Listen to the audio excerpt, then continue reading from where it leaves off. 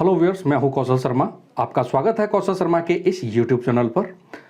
Viewers, सीमित आमदनी में परिवार चलाना बहुत मुश्किल काम है। इस वजह से ज़्यादातर लोग इनकम टैक्स बचाने की कोशिश करते रहते हैं। खुद इनकम टैक्स रिटर्न फाइल करते समय मन में यह सवाल जरूर आता है कि टैक्स कैसे बचाया जाए। ज़्यादातर लोगों को होम लोन, मकान का किराया और कुछ अन्य निवेश पर मिलने वाली छूट की मोटी मोटी जानकारी तो होती है, लेकिन यह नहीं पता होता कि कुल कितनी तरह की छूट का लाभ हम ले सकते हैं। तो आज की वीडियो में हम आपको बताएंगे 7 प्रमुख कटौतियों के बारे में जिनका लाभ हम इनकम टैक्स रिटर्न फाइल करते समय ले सकते हैं। तो व्यूअर्स, वीडियो को पूरा देखें। यह वीडियो आपके लिए बहुत काम का हो सकता है। अगर वीडियो अच्छा लगे तो इस वीडियो को लाइक करें और शेयर जरूर करें। अगर आप चैनल पर पहली बार आए हैं तो चैनल को सब्सक्राइब जरूर कर लें।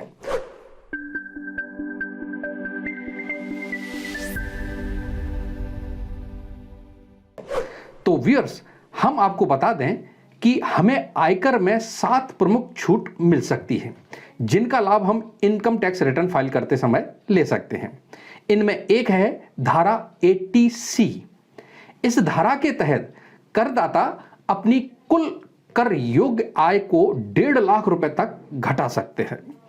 इस धारा की कटौती का लाभ कई तरह के निवेश विकल्पों में निवेश करके लिया जा सकता है।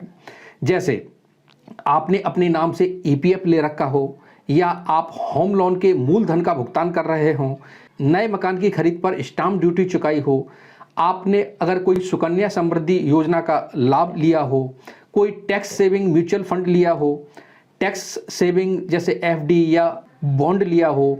इसके अतिरिक्त आपने स्वयं के या अपने कोई जीवन साथी के या बच्चों के नाम पर कोई जीवन बीमा की प्रीमियम इत्यादि भरी हो, या PF या यूलिप में निवेश किया हो, तो इस धारा में कटौती मिलती है।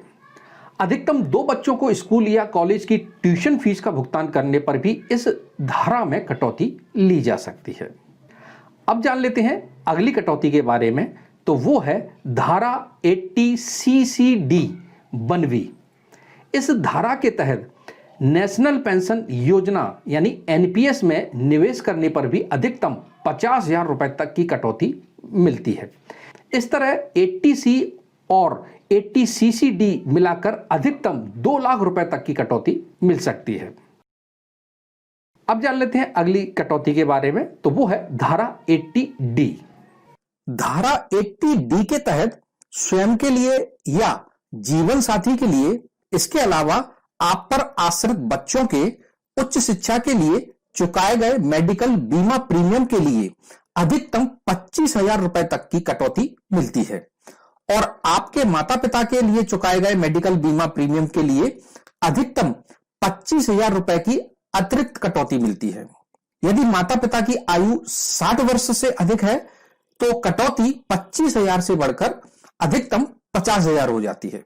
एक बात का ध्यान रखें, कटौती तभी मिलती है जब प्रीमियम का भुगतान नगद ना किया गया हो।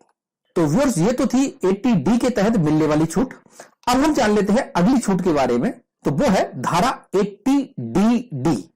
इस धारा के अंतर्गत यदि किसी करदाता पर कोई दिव्यांग यानी हैंडीकैप्ड आश्रित है, इसके लिए उसका जीवन साथी हो सकता है हैंडीकैप्ड के रूप में, उसके बच्चे हो सकते हैं, या उसके माता पिता व भाई बहन हो सकते हैं, तो उनके इलाज और पालन पोषण पर हुए खर्च पर 75,000 रुपए तक की कटौती का प्रावधान है।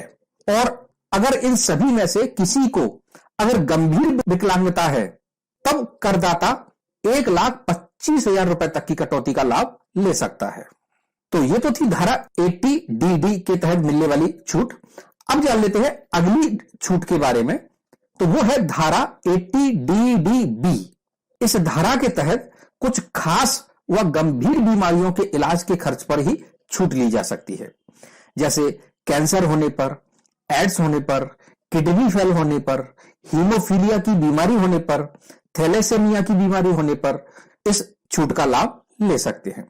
इसके अलावा कुछ और भी बीमारियां हैं, लेकिन इनमें गड़बड़ी का स्तर अगर 40% या इससे अधिक है तो इन बीमारियों का भी लाभ ले सकते हैं। तो वो बीमारियां हैं जैसे dementia, dystonia, musculorum, deformans, motor neuron disease, ataxia, chorea, hemiballismus, aphasia, Parkinson इत्यादि। पार्किंसन जैसे कि हाथ पैरों का हिलना यानी पूरी बॉडी हिलती रहती है, वो पार्किंसन बीमारी होती है। तो ऐसी बीमारियों के लिए भी आप इस धारा के अंतर्गत छूट ले सकते हैं। अब जान लेते हैं कि कितनी कटौती तक इस धारा के अंतर्गत ली जा सकती है। तो व्यूअर्स, छूट की रकम व्यक्ति की उम्र पर निर्भर करती है। यदि खर्च 60 साल से कम के व्यक्ति पर किया जा रहा है तो 40,000 रुपए तक का डिडक्शन क्लेम ले सकते हैं।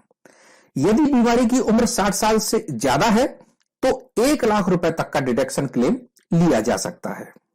अब जान लेते हैं अगली छूट के बारे में, तो वो है धारा 80E। व्यूअर्स, बच्चों के एजुकेशन लोन पर आयकर कानून के सेक्शन 80E के तहत टैक्स में छूट मिलेगी। आयकर की धारा 80E के तहत उच्च शिक्षा हेतु कर्ज पर चुकाए गए ब्याज पर भी टैक्स छूट मिलती है।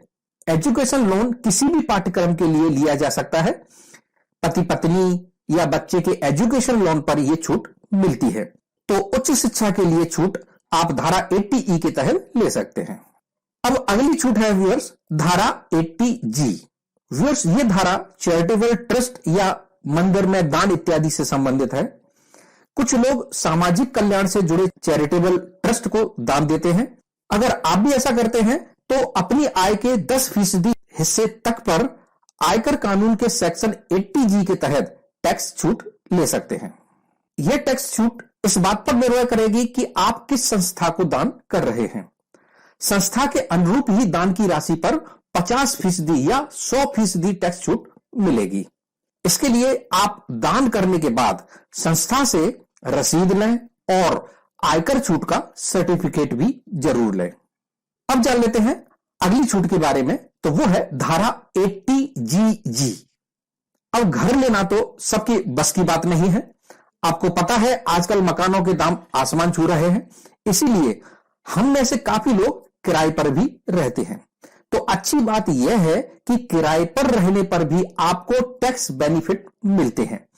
इसका मतलब अगर आप किराए पर रहते हैं तो दिए गए किराए पर कुछ टैक्स बेनिफिट ले सकते हैं। इस धारा में किराए के घर के भुगतान पर अधिकतम आप 60,000 रुपए तक की कटौती का लाभ ले सकते हैं, लेकिन इसके लिए आपको HRA नहीं मिलना चाहिए। इसके लिए आपका स्वयं का या जीवन साथी का या बच्चों का उस शहर में मकान नहीं होना चाहिए जहां पर आप नौकरी कर रहे हैं। तो व्यूअर्स, ये थी कुछ छूट की प्रकार जिनका लाभ आप अलग अलग काम के अनुसार ले सकते हैं। तो व्यूअर्स, आज की वीडियो में इतना ही। उम्मीद करते हैं ये वीडियो आपको जरूर अच्छा लगा होगा। इसी तरह के और भी वीडियो हम आगे आपके लिए लाते रहेंगे। अगर ये वीडियो आपको अच्छा लगा तो इस वीडियो को लाइक करें, शेयर करें दूसरों के लिए, जिससे कि इसका नॉलेज दूसरों को मिले। अभी तक हमारे इस चैनल को सब्सक्राइब नहीं किया है तो नीचे दिए गए इस सब्सक्राइब बटन को प्रेस कर लें बेल आइकन के साथ, जिससे जब भी हम नया वीडियो बनाएंगे तो उसका नोटिफिकेशन सबसे पहले आपको मिल जाया करेगा। और वीडियो से संबंधित कोई भी प्रश्न हो या कोई भी सुझाव हो तो हमें कमेंट जरूर करें। वीडियो देखने के लिए बहुत बहुत धन्यवाद। जय हिंद।